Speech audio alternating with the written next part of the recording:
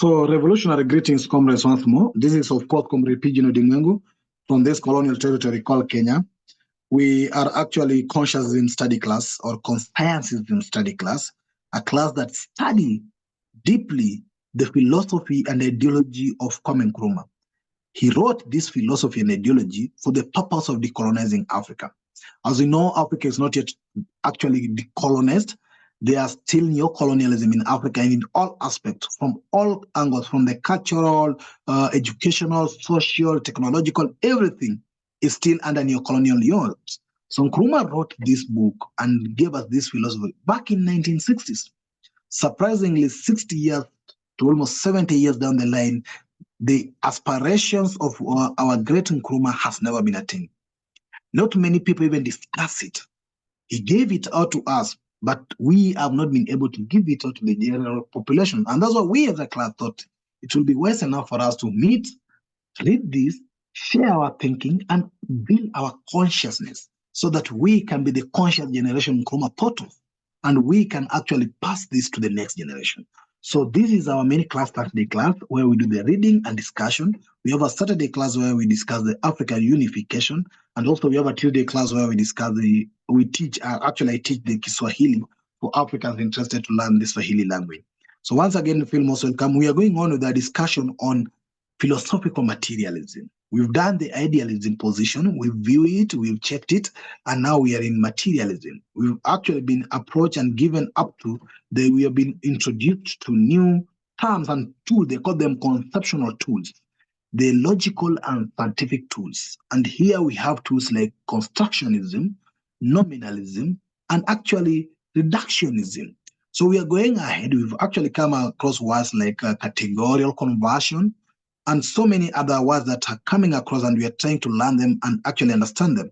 So feel most welcome, and today we'll be proceeding with our discussion in regards to the same, actually categorical conversion and philosophical materialism, and those conceptual tools for philosophy and ideology, actually on science aspect. So thank you very much. As per our normal routines, members who are with us here feel most welcome from wherever we are. We have, of course, a presentation right from the Caribbean here. We have the representation from Ghana, from Nigeria. We have representation in UK, from Uganda, from Kenya. So it actually represents us both in all regions and in all 6 regions of Africa. As usually, we do the reading of the first paragraph or tie to the second paragraph, then we do discussion, share our thinking, then you move to the next paragraph like that. So without wasting my time, comrades, feel most welcome, and let us start our class today. Our reading will start today from the word, I think. The matter will be further. So let me know who is willing to read for us that paragraph. Yeah, I'm willing. Okay, kindly proceed, brother. Yeah, if you can share the, I don't see the text. If you could share it, please.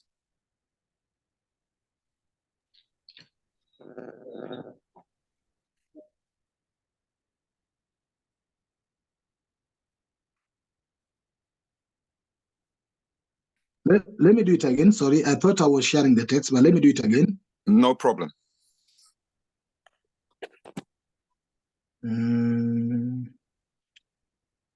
Is it now available?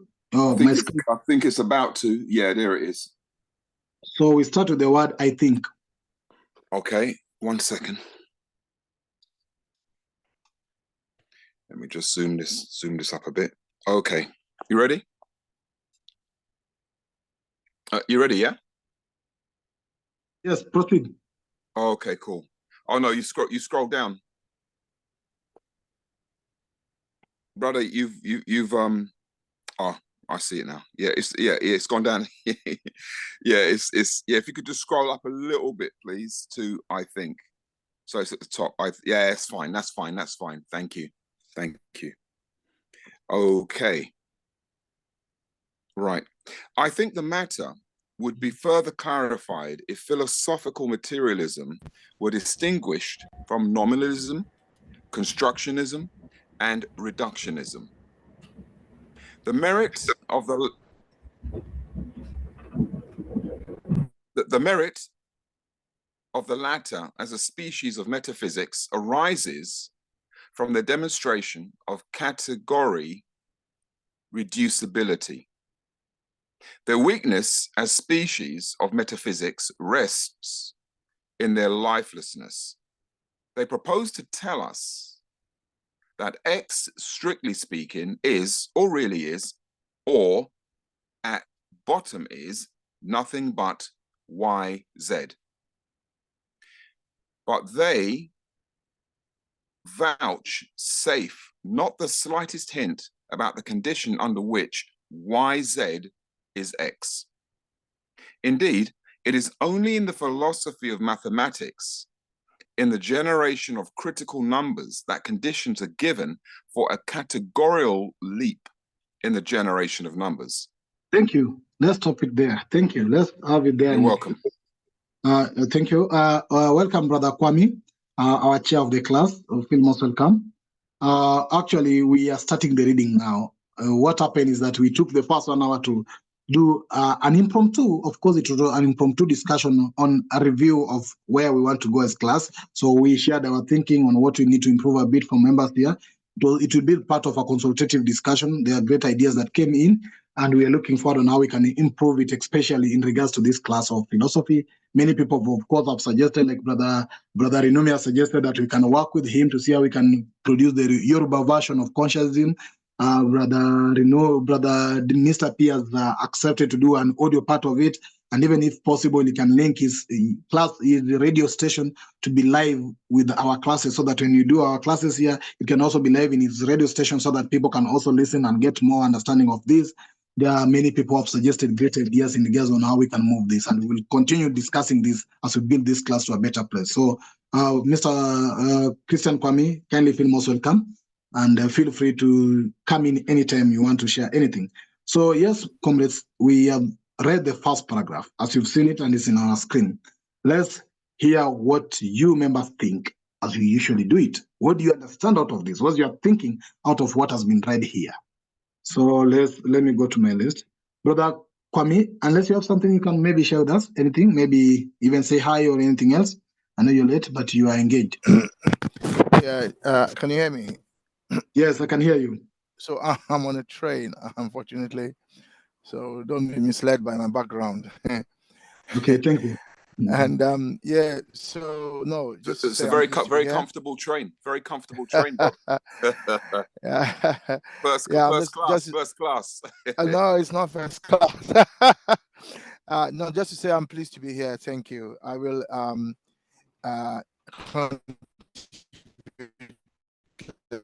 later. Thanks. Thank you. Yes, I see some. Brother Coco also is on transit, but thank you for joining us. You're most welcome. Let's go to our sharing of our thinking. Brother Rinumi, let me start with you in my list. What is your thinking in regards to what has been read here? What do you understand out of it?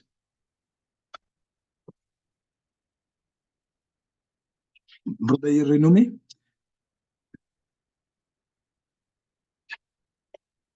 Okay, if you're not ready, you just say pass. We'll always pass to give you more time to prepare.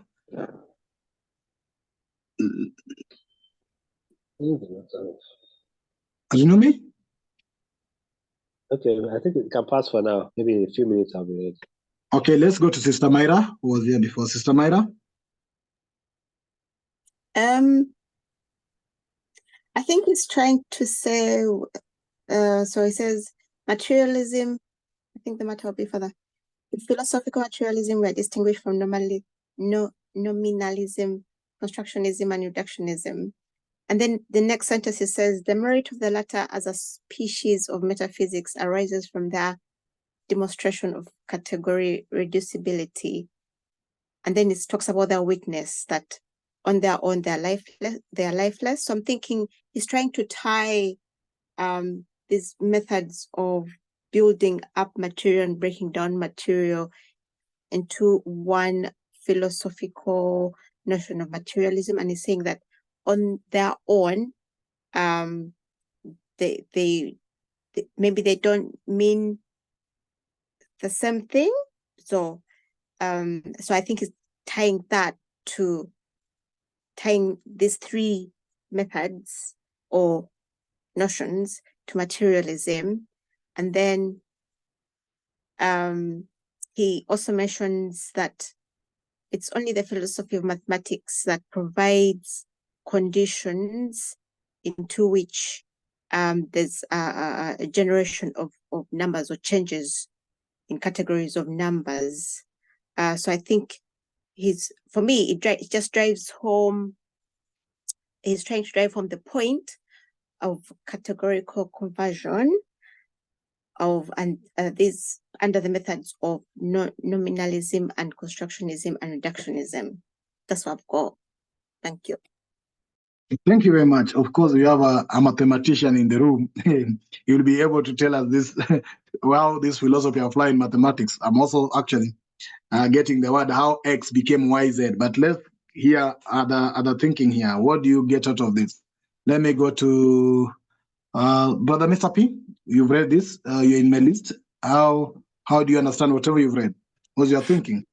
Okay, my understanding of this is the three terms are related: nominalism, constructionism, and reductionism. They're all related, and this could be expressed using a mathematical equation, as was said in the text. Yeah, so they are all tied together. They are all actually, as Sister Myra was saying, they are related.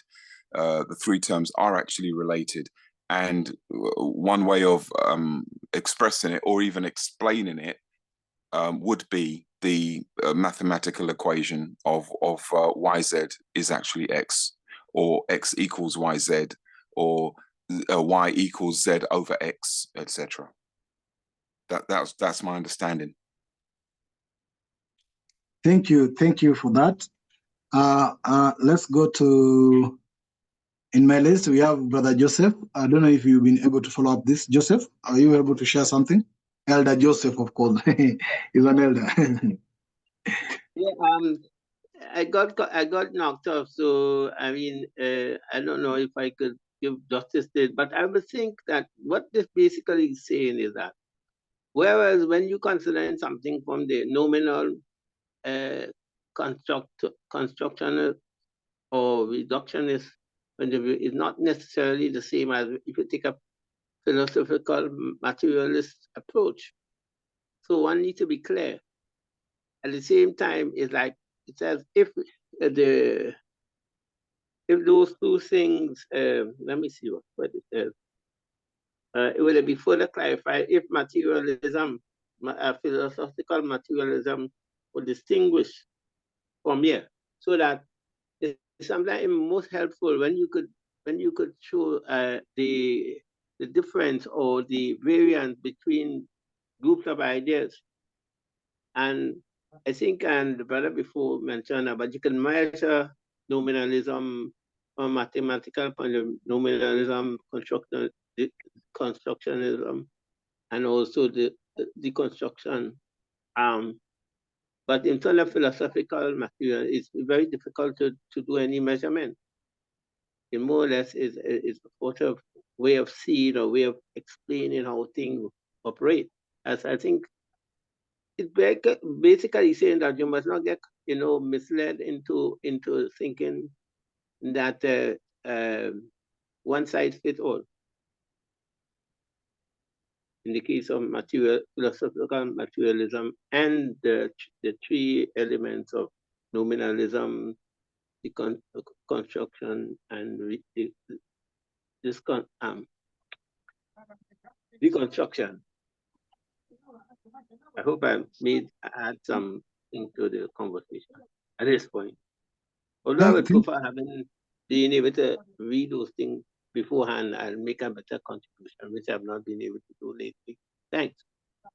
Yeah, thank you. I think I will thank you for your sharing your thinking. I'll always share this later. I think you've said it before. Today, my phone was not able, because I had created what you call a broadcast list, where I can be able to type the reading of the class, then send it directly to you via your WhatsApp. I'll work on that to ensure that I'll share the reading of our classes maybe as early as Monday, if possible. Every Monday, I share the extract of what you're going to read so that it gets to you by Monday, and then you have a good time to read it by Thursday. At least you have actually thought about it properly. Then when you come to the class, you can be able to be in the same line. So let me go to the next person. Let me check on Renumi, you say we pass. Myra has spoken. Also Maka Eze, are you able to share something? You are thinking in regards to that text on the screen. If you don't know the text you are referring to, we are reading from the paragraph saying, I think the matter will be further. That's the first paragraph reading. And you've turned to the second paragraph, which says, indeed, it is only in philosophy of mathematics. So feel free to read this at your personal level as we share our discussion and our thinking. So also, Micah? Yeah, sorry. Can you hear me? Sorry, can I come in there? Kindly come in.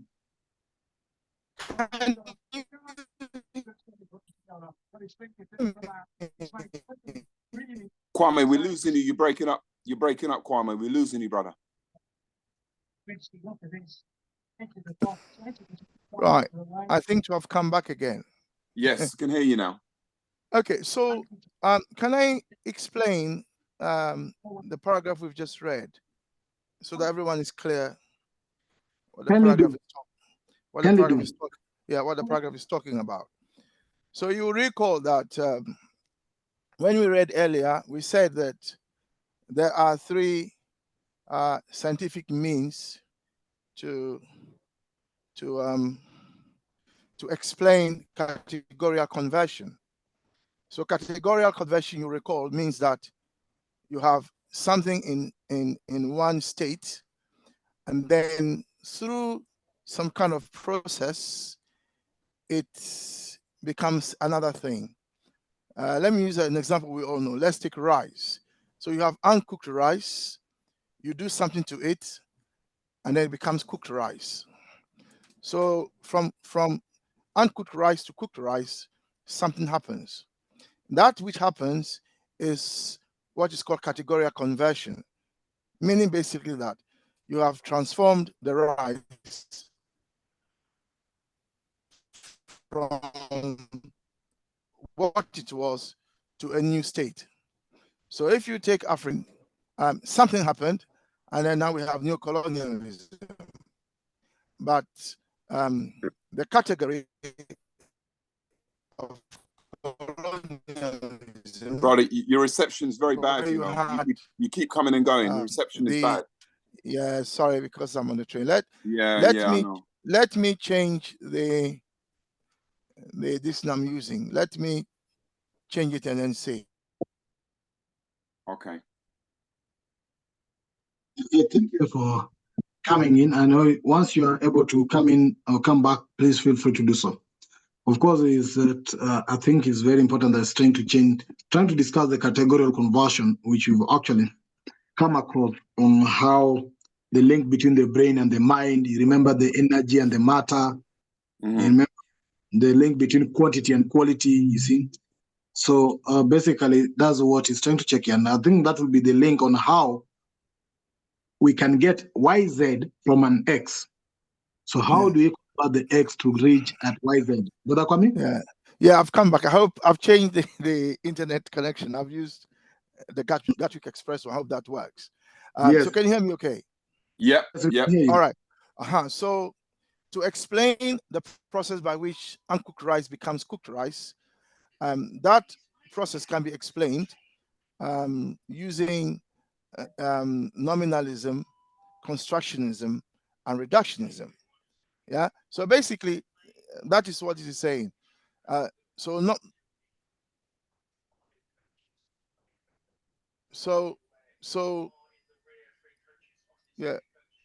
sorry. So nominalism will try to explain the concepts. Constructionism will explain how from uncooked rice you get to cooked rice, or from colonialism you get to a free and liberated state. And then reductionism can explain it backwards. So reductionism explains things backwards and says you can start from this state, and then you explain how you can reduce that which you are looking at to its basic building elements. So for instance, you can say, if you take water, you can say, well, this is water. You can break down water to H2O, where or H and O, where H and O are hydrogen and oxygen. Yeah, but if you separate hydrogen and oxygen, you don't have water. You only have water if you combine hydrogen and oxygen. And even so, you will not get water unless two atoms of hydrogen combine with one atom of They oxygen. fuse, yeah, to make a molecule. Now, now if you have two molecules of hydrogen and two molecules of oxygen, what you get is not water. You get something called hydrogen peroxide. Correct. So basically, what this is saying is that you can reduce water to H2O. You can reduce hydrogen peroxide to H2O2. So constructionism shows you how you can build something from scratch, if you like. Reductionism shows you how you can explain something from where it came from in terms of its building blocks. And nominalism basically means you can separate the concepts from other things and so on. Now, so we come across this, and remember that all this is science. The other one is logic. Yeah. So logic and science are the way in which, as philosophical materialists, we can explain the world. Okay.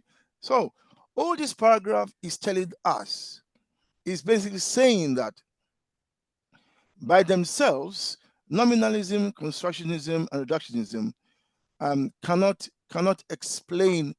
themselves explain the process by which, for example, hydrogen and oxygen become water.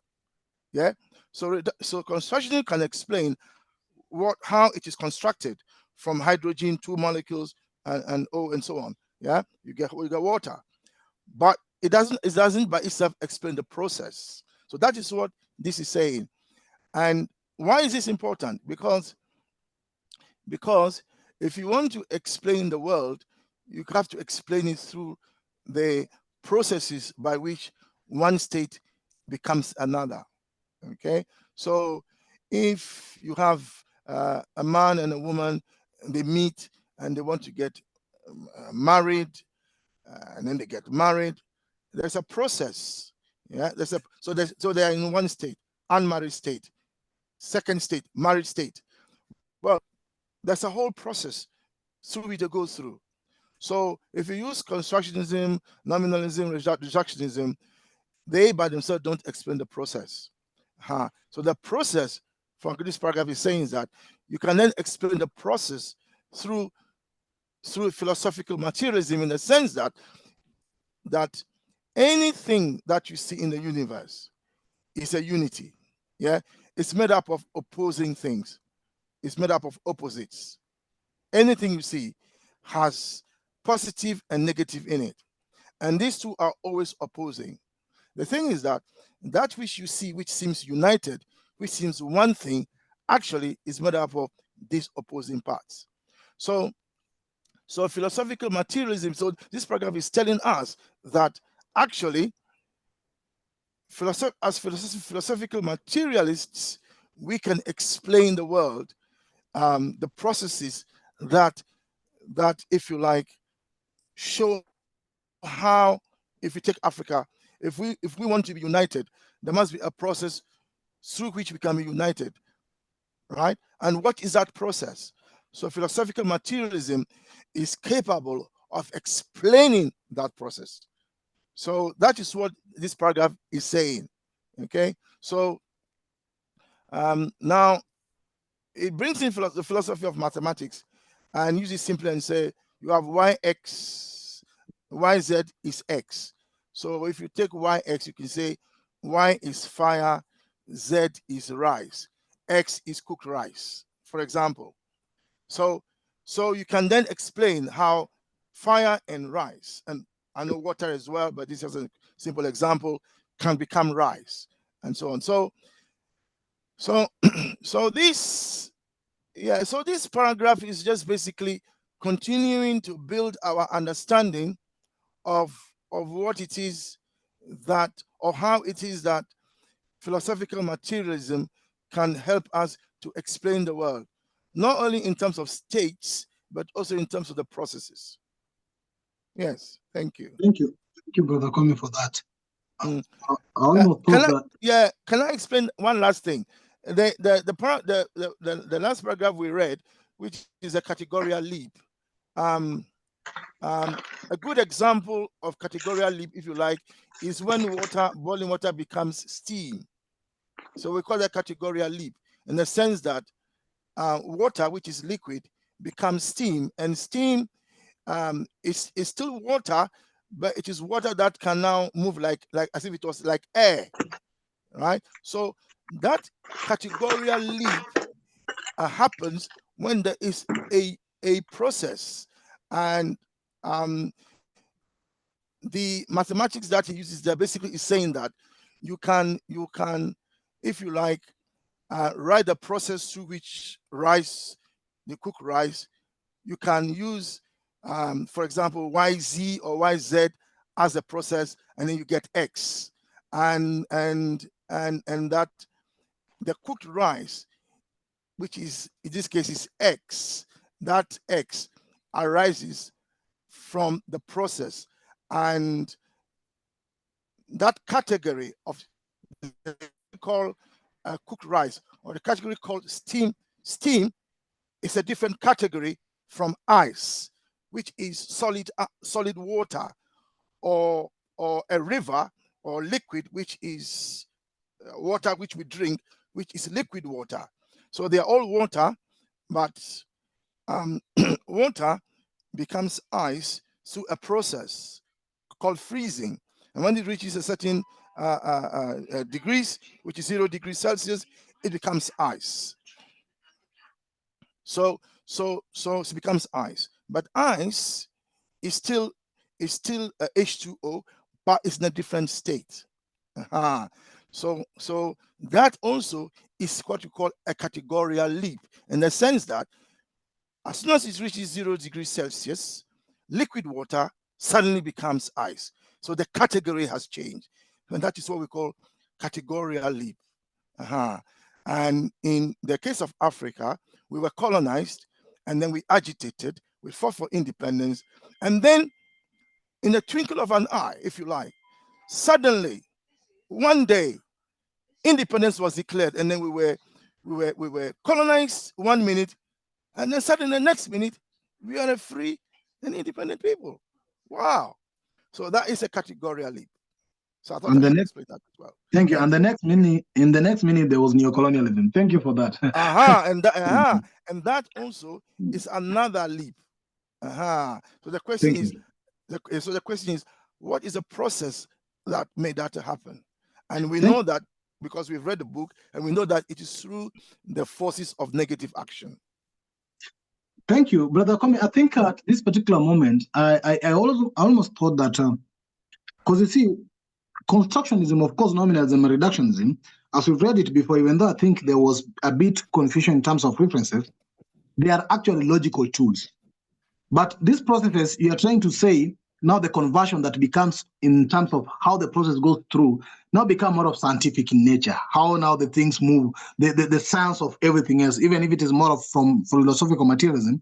But I feel now it's trying now to take us to the science part of it, that logics alone cannot explain the science part of it. So until you put science inside, then the logics plus science make a complete thing. Yeah, so we're not going to the heart of change. How do we change the world? That's where we are getting at now. Because we are interested in changing things. We want to change from where we are to a totally liberated people, from where we are to united people, from where we are to a developed people. So we want to develop our continent. So what is the process? That is the critical question. What is the process through which we do that? Thank you.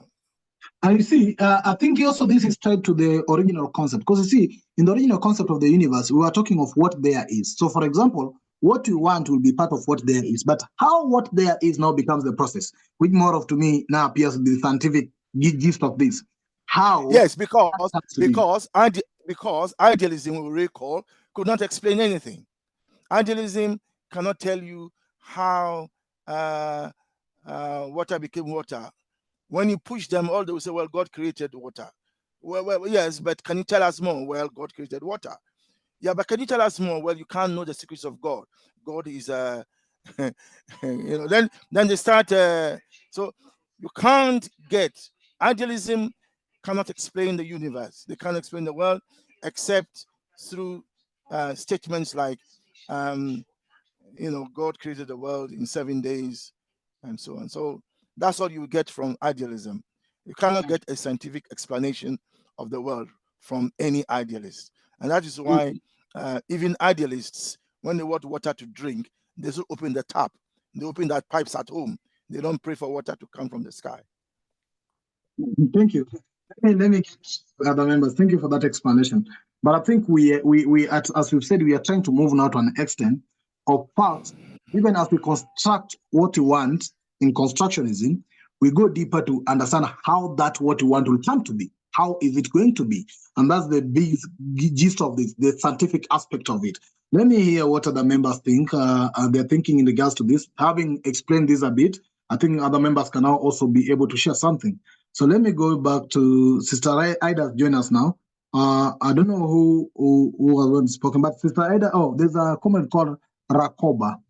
Comrade Rakoba, I know you've joined some few minutes ago, but you might have heard what has been said and you can read what's going on. Do you have anything to say? Maybe even to introduce yourself, being that it's your first time in our class, and maybe share something.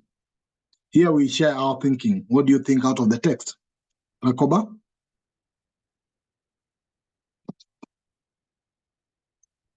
Comrade Rakoba, if you're able, can you unmute yourself and share something? Anybody want to come in to share something in regards to this? I know Brother Coco said he's on transit. I don't know if he's able to speak now. But anybody want to come in regards to this new conversation, this explanation that's coming out of the content? And I think it will be very also important, as you said, you did the application part of it. Like how, like now for example, when we were colonized, we got independent. Okay, we created independence. Like independence came in, it was like construction from colonization to independence. So it was that categorical conversion. But then we were reduced back to almost quasi-colonization. So we went back to reductionism. Like we were reduced from more of like independence back to neo-colonialism, which is almost a quasi-colonialism. Now the concept but Brother Pigeon, that is true, but people sometimes forget that neo-colonialism is not the same as colonialism. Some people sometimes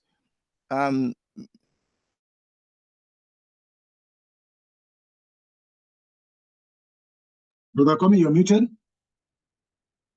Appear so what they are can you hear me? We lost you. We lost you. Unstable network. Can you hear me okay now? Yes. Yeah, so what I'm saying is that some people make it appear that the state of colonialism is equal to the state of new colonialism, but that is not correct. The state of colonialism is a different state from the state of neo-colonialism. Thank you. Okay, thank you very much for that. Thank you for that, of course, sharing that explanation. But I think, as I've said before, we are now trying to move to an extent to understand how X can become Y Z. Now we are in the processes. We are actually done with more of nominalism, constructionism, and reductionism. But now let's go deep inside. How did that process of constructionism come to be? I think that's what I'm trying to understand from this. Yes, anybody want to come in? I saw Mr. P wanted to come back. Mr. P, can you feel free to come back and share what you think? What new thing has come in? I'm good. I shared everything. Okay, thank you. Yeah, thank you. Anybody else who still want to share something in regards to this? Can I ask, are we reading the first paragraph or the second? Because what Brother Kwame said applied to both. Yeah, we've read first and second.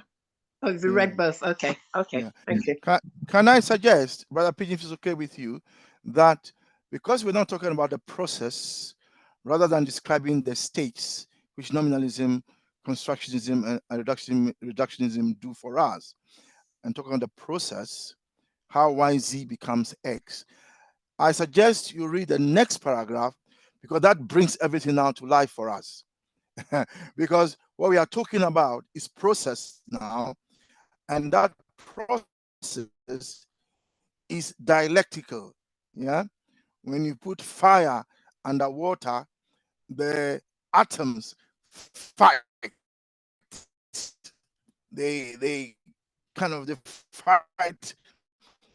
They Okay. start moving. There's motion, and then they fight. Okay, Yeah? thank you. So, and then heat is created and so on. So I think you should read the next paragraph so it brings everything to life. Okay, thank you. Because we are talking about dialectics now. Yeah, dialectics. Okay, Which is thank you. Let me do. I'll read the third paragraph, but let me tie it from the first to third. It will not be that longer. So from the first, we say that I think the matter will be further clarified if philosophical materialism were distinguished from nominalism, constructionism, and reductionism. The merit of the latter as a species of metaphysics arise from the demonstration of category reductionability. Their weakness as species of metaphysics rests in their lifelessness. They propose to tell us that X, strictly speaking, is or really is, or at the bottom, if nothing but YZ. But the vouchsafe or the vouchsafe not the slightest hint about the condition under which YZ is X. Indeed, it is only in the philosophy of mathematics, in the generation of critical numbers, that conditions are given for categorical leap in the generation of numbers. Now, when materialism becomes dialectical, the world is not regarded as a world of states, but as a world of processes, a world not of things, but of fact. The endurance of the world consists in processes and activities of processes. Becomes the lifeblood of reality. Constructionism, nominalism, and reductionism all stop at the logical basis of categorical conversion. They are certain only that conversion is logically possible. But when it becomes dialectic, it ensures that material basis of categorical conversion. So constructionism, nominalism, and reductionism philosophically tell us that philosophical materialists are right to think that matter is primary, because through these we can explain how matter, which is primary, becomes everything else. So in other words, we're on the right path. Everything is possible through categorical conversion. But we can't stop there. Yes, it is possible. But can we go further than that to then explain how the matter in this category of matter becomes another category? Can we explain that? And what it is saying is that, yes, that is our job. Thank you. Thank you very much for actually that critical summary. Mr. P, can you come in? Then I go to Sister Ada, then Brother Joseph, then Brother Coco, then Sister Myra, and then Sister Oza Mekas. Mr. P, let me start with you, that paragraph. Yeah. Again, it's talking about how one of these terms, i.e. constructionism, nominalism, or reductionism, how they are related, and how categorical conversion actually can make one thing into another. For example, using water as an example, you have water at room temperature. It is a liquid. When you apply energy, more energy to that water, it becomes steam, a gas, or water vapor, a gas.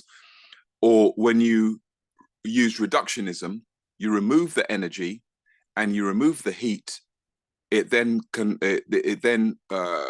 changes form from liquid or gas, steam, into solid, ice, which is then known as ice. So that's my understanding, or where this is actually leading to, in terms of the relativity, or the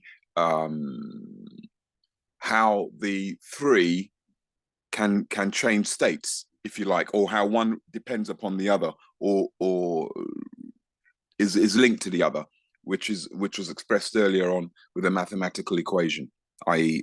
X equals YZ. Thank you for that. Let me get to Sister Ida. What you are thinking?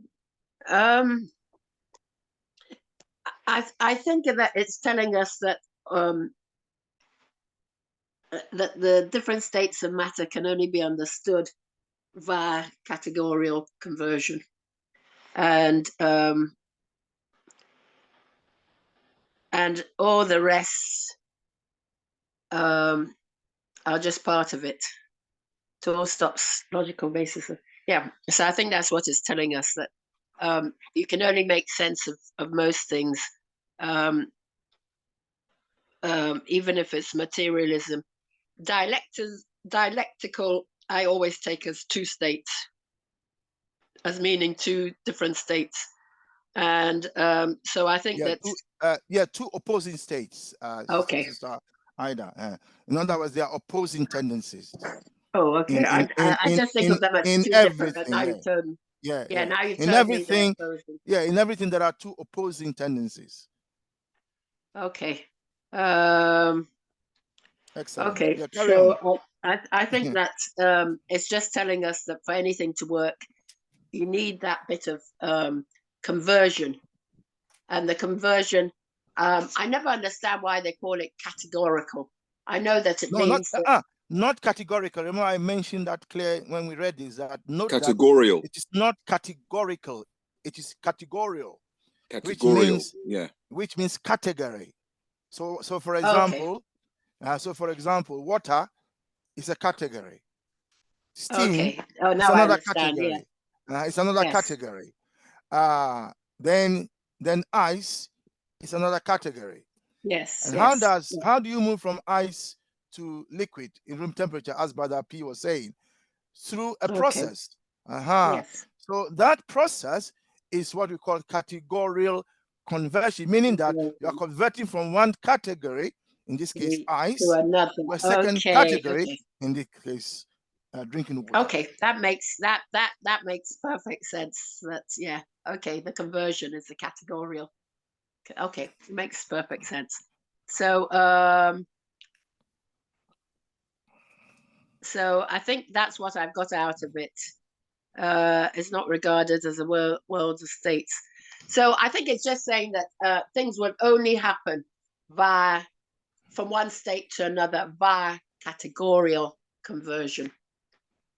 That the change is that categorical conversion. So Sister Ida, if we are going to change the world, we have to look at it in terms of categorical conversion.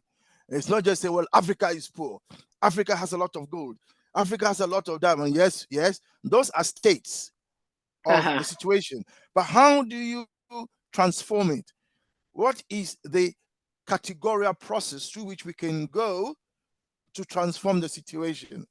So we here, as philosophical materialists, who believe in dialectics meaning the opposition of forces, we believe that we are saying, and Nkrumah is saying that we must look at the processes.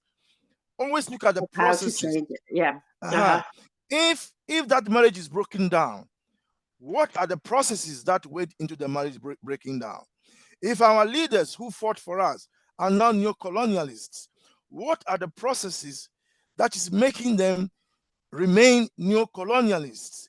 That's what we need to study. Understand the problem, and then we can solve it. I like how you put it that way. Conversion. Yes, I like how you put it that way, because usually when you think of categorical conversion, half the time people think it's something mythical. I mean, like going from water to steam or to ice or whatever, so it's slightly mystical. But I like how you put it, that you have to understand how we can change things to do with changing the state of Africa. I like that. Thank you. The neo-colonial state. Go on, Brother P. And I want to add to that, if I may, because what I like about what you just said, Kwame, is what I say to a lot of people. Logic plays a very, very important part. And you cannot solve a problem unless you actually identify what the problem is. And unless you know what that problem is, you will not be able to solve it. So that's where the logic comes in. And I agree. Thank you. Thank you. But I don't think a lot of people have a lot of logic. I know that I sometimes. that is the problem. I know that my brother has recently been complaining about another brother that he doesn't do things logically. Yeah, that is the problem, my sister. We're very passionate. Yeah, we're very emotional. No, emotions are high, intellect is low. Okay, let me come in. Maybe Sister Ed is talking about the quantity or the quality of logic, but let me proceed to the next question. No, I think a lot of people don't do things. Wouldn't necessarily go from A to Z. They'll go all around the houses before they'll actually ask a question or think of a way to get there. Correct. Thank you, Sister. So I think we need to do a categorical conversion to convert the quantity of their logic into quality logic. So we get a qualitative logic. Correct. Brother Joseph, we have 13 minutes to go. Let me hear other members. I would say what this passage helps to satisfy is the challenge when that you cannot change that which you do not see. What you cannot see cannot be changed. So this to me helps me to see clear and to know, to be able to distinguish. One of the difficulties we face as a species or even a group is that, and talking in a broader sense, is that sometimes we confuse the what, the who, and the how. Yes. So we get confused. So I think that if we know the what, the who, and the how, most of the time it can help us. And I think this is what this is helping me here. Thank you. Thank you very much, Joseph. Of course, our main two questions was what, and the second question was how. So I think those are the two questions that started us this chapter of philosophy in retrospect. The question was what there is, then how what there is. So how, we are now at least starting to touch the how. And this how was missing in idealism. Idealism did not take us to how.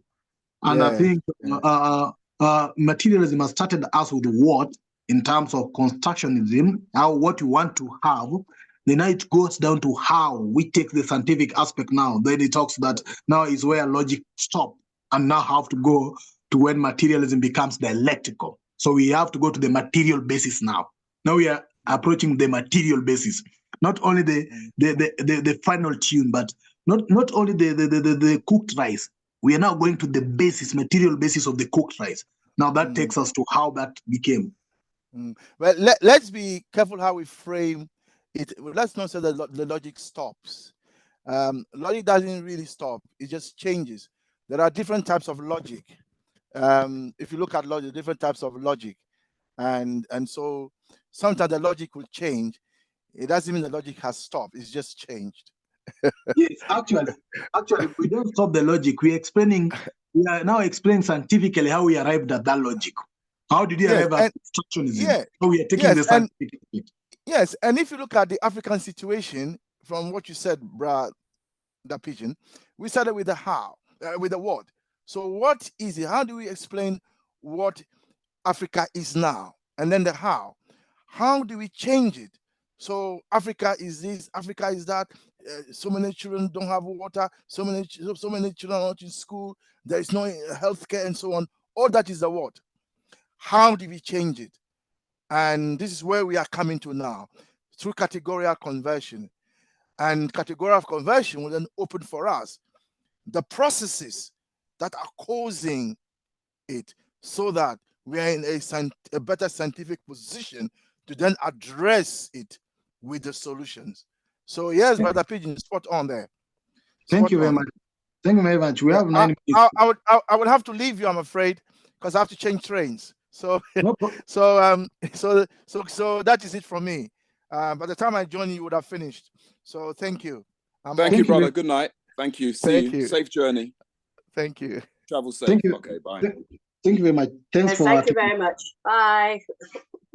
So we have 9 minutes to go. Let me go to Sister Myra. Sister Myra, you have to share something. And Brother Coco, let us know if you can come in anytime. I know you're also on transit. Sister Myra? So my thoughts are similar to what people have shared. So when materialism becomes dialectical, so if there is opposing material, can I say materials, then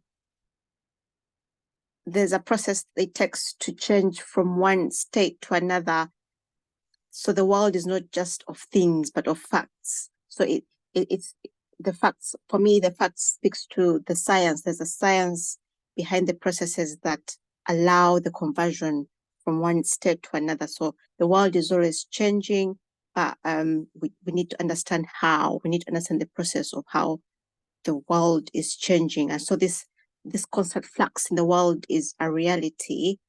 Then if I apply it to the African context, I would think that right now, we're all here because we want to change us from a state of neocolonialism to a state of true liberation.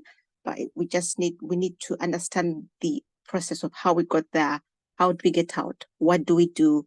So it's very, I feel like it's very based in material reality and also in being very, very practical. So for me, it's about the constant flux that the world is in and us understanding the processes around the constant change that the world is undergoing, including our world.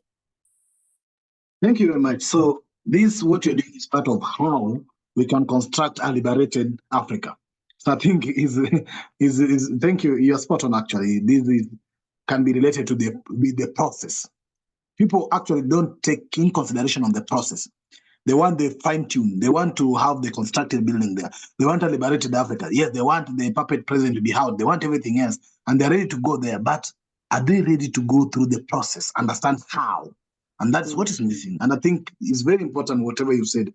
You are really spot on. Let me get to Brother Coco.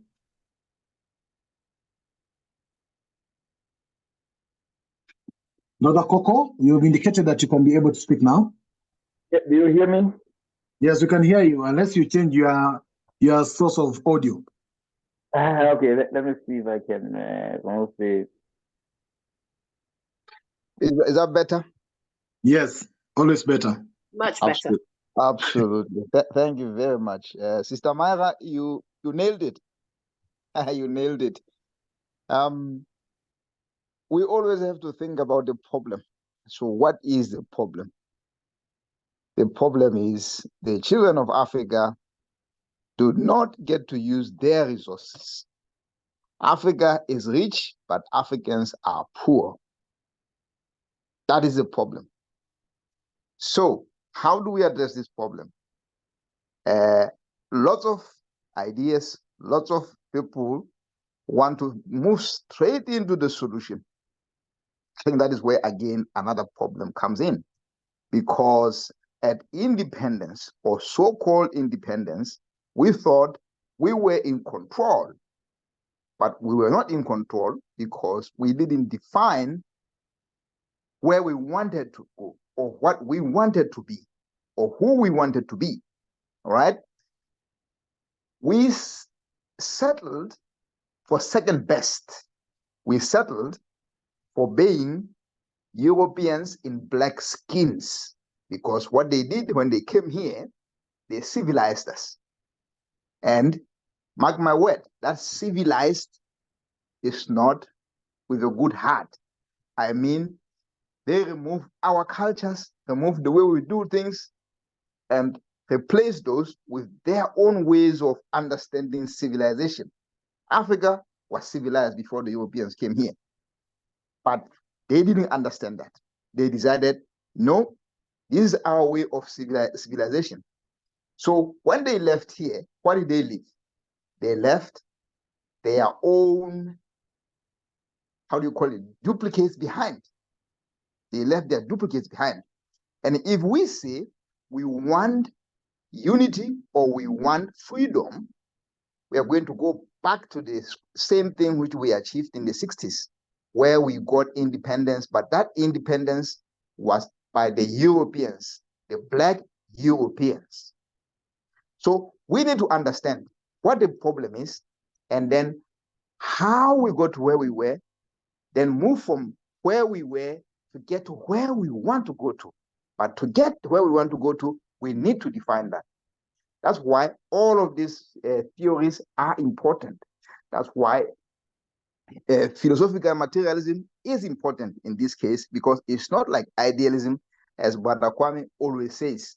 Idealists cannot explain the theory behind this, how we move from step A to step B.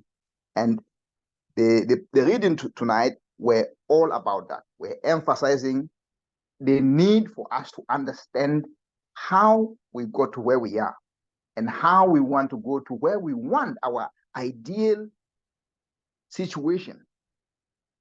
And that's where we come in with the categorical conversions using science and logic. That is my understanding. Thank you, Brother Coco. Anybody want to come back again? We have 3 minutes to go before we do the roundup. Before I do the other summary of the class for today, but I'll give opportunity for 1 or 2 people want to come in again. Yeah, sorry. Yes, Joseph. I give way to, oh, you're giving way to me? Okay. I would say, in a simplistic way, we had to remember that theory is not the same as practice. That out of theory comes practice,